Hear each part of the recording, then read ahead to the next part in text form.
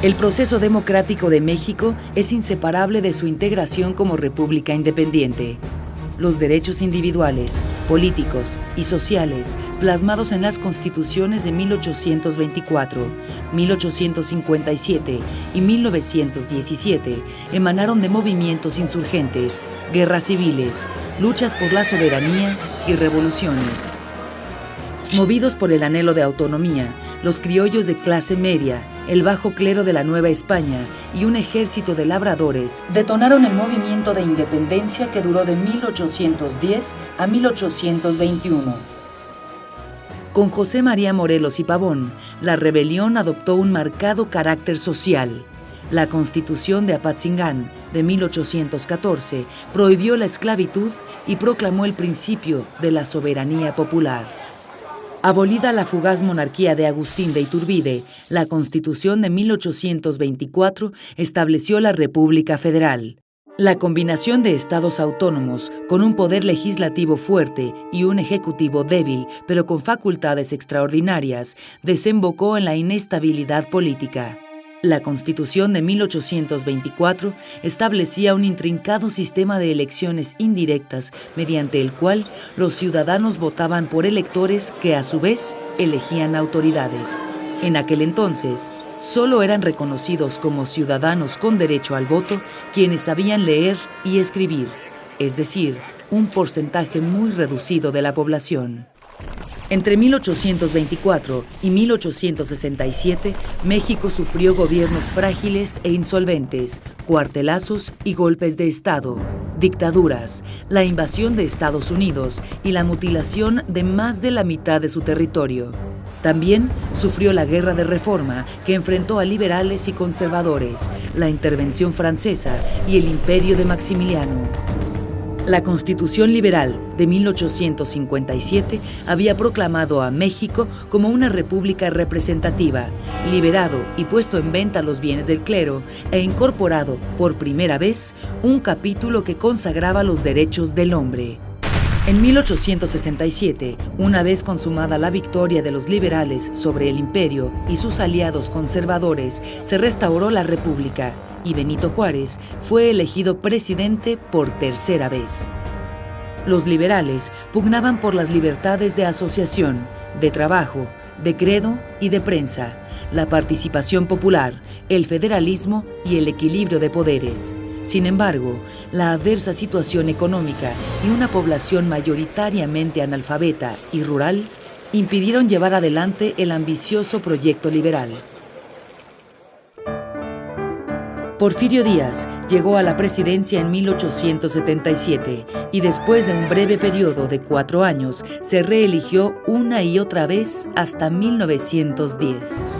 Díaz pacificó el país y lo encaminó hacia el progreso económico ansiado por los liberales, pero suprimió las libertades políticas. Los ciudadanos votaban, siempre de modo indirecto, pero en la práctica no elegían, y el Congreso aprobaba sin chistar las decisiones del Poder Ejecutivo. El programa porfirista, de poca política y mucha administración, fue rechazado por demócratas como Francisco I. Madero, quien se postuló como candidato opositor a la presidencia de la República, proponiendo la restauración de las libertades civiles y políticas de la Constitución de 1857. En los comicios de 1910, Porfirio Díaz aplastó a Francisco I. Madero y este se levantó en armas con la misma divisa que más de 30 años antes había enarbolado Díaz: sufragio efectivo, no reelección. Después de las primeras derrotas del Ejército Federal, Díaz abandonó el poder y Madero alcanzó la presidencia de la República en las primeras elecciones federales directas y democráticas de la historia nacional.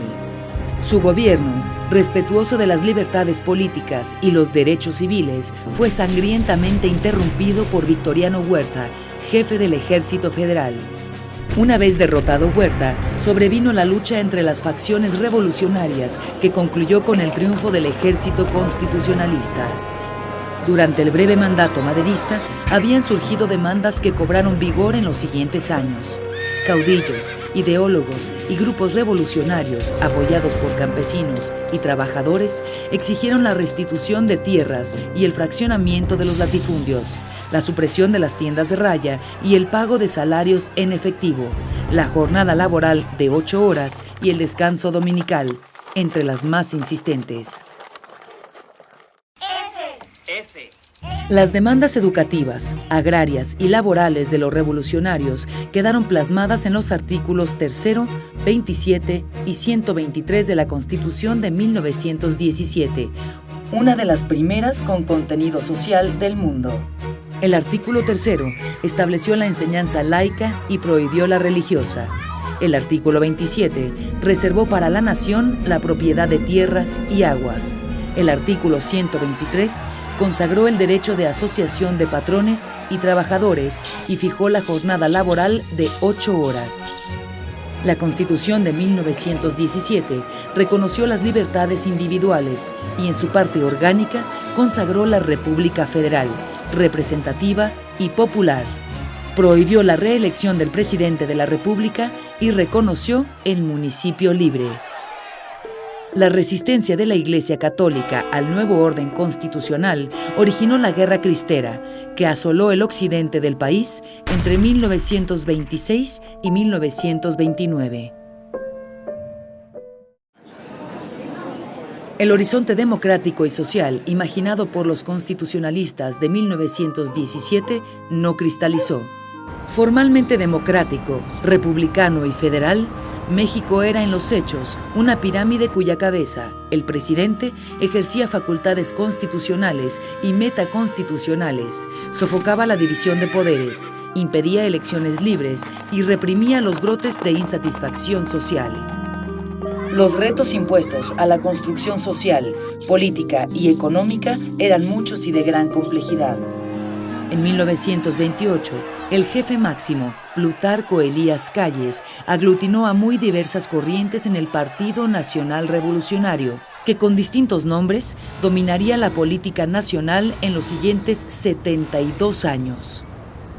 Lázaro Cárdenas vigorizó la base popular del nuevo régimen, emprendió una profunda reforma agraria, amplió los derechos laborales y expropió la industria petrolera. Este programa nacionalista revolucionario fue apoyado por los obreros y los campesinos, organizados en corporaciones subordinadas al partido oficial. José Vasconcelos, en 1929, Juan Andreu Almazán, en 1940, Miguel Enríquez Guzmán, en 1946, y Ezequiel Padilla, en 1952, se postularon como candidatos opositores a la presidencia de la República y suscitaron el apoyo de sectores urbanos, pero fueron avasallados por el partido oficial. El Estado presidencialista hizo de la política un ámbito casi exclusivo de la llamada familia revolucionaria, pero concedió autonomía considerable a la vida económica, social, religiosa y cultural. La formación política más antigua del país, el Partido Comunista Mexicano, vivía en la clandestinidad, mientras que el PAN, partido de filiación católica, fundado en 1939, denunciaba la incongruencia e inmoralidad del régimen y se resignaba a competir en condiciones inequitativas. En 1953 se concedió el voto a las mujeres, pero los comicios siguieron careciendo de esa condición esencial de la democracia, la certidumbre. Entre 1940 y 1968, con pequeñas interrupciones, México vivió un periodo de prosperidad económica y estabilidad política.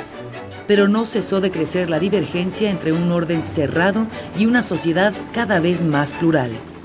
En 1958, el sindicato ferrocarrilero, apoyado por telegrafistas y maestros, se enfrentó al gobierno exigiendo independencia y mejoría salarial, y fue reprimido. En 1968, el vigoroso movimiento estudiantil desnudó el autoritarismo del régimen y el conservadurismo de las costumbres sociales. Las masacres del 2 de octubre de 1968 y el 10 de junio de 1971 originaron diversos movimientos sociales, así como guerrillas urbanas y rurales que fueron aniquiladas por la policía. El sistema reparó en la necesidad de impulsar reformas que permitieran un juego más democrático y la inclusión de fuerzas de izquierda independiente como el Partido Comunista Mexicano. En 1978 dio principio un ciclo de reformas políticas que dio lugar a la fundación del Instituto Federal Electoral en 1990 y culminó en 1996. En ese proceso, el Estado, los partidos políticos y los ciudadanos delinearon las instituciones y leyes propias de un sistema electoral moderno, encabezado por un órgano autónomo. La conquista de la democracia electoral no hubiera sido posible sin las tenaces luchas sociales, civiles y partidarias de muchos años. La crítica de lúcidos intelectuales y periodistas y el empeño democrático de líderes como Manuel Gómez Morín, Jesús Reyes Heroles, Heberto Castillo y Cuauhtémoc Cárdenas. La alternancia en los gobiernos de los estados y los municipios, un fenómeno creciente desde finales de los 80s, culminó en 2000 con la elección del primer presidente de la República salido de la oposición. El dilatado y complejo proceso de transición democrática del país, iniciado décadas atrás, ha desembocado en elecciones cada vez más limpias. Los ciudadanos han aprendido a elegir a sus representantes, los antiguos partidos de oposición a gobernar y el partido hegemónico de antaño a perder y ganar elecciones. En 1988, ese partido gobernaba el 98% de los municipios. En el 2000, el 70% de los mexicanos ya habían sido gobernados por uno o más de los partidos de oposición.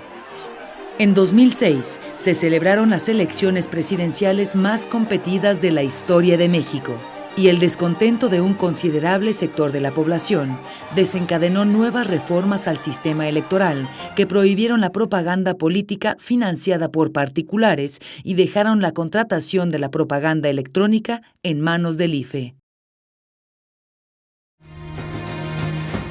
Durante 200 años, los mexicanos han venido plasmando en sus constituciones un proyecto de país democrático, republicano e igualitario que permanece incumplido. Hoy, México vive en democracia electoral y persevera en la extensión de los derechos individuales y políticos, pero todavía no logra un Estado de Derecho robusto. Un número considerable de ciudadanos, en particular indígenas, mujeres y pobres, sufren la violación de sus derechos humanos. Y pese a los problemas de combate a la pobreza, la vigencia plena de los derechos sociales continúa siendo una aspiración. Sin embargo, si los mexicanos quieren acortar la distancia entre los principios y la realidad, su camino no puede ser otro que el de la democracia.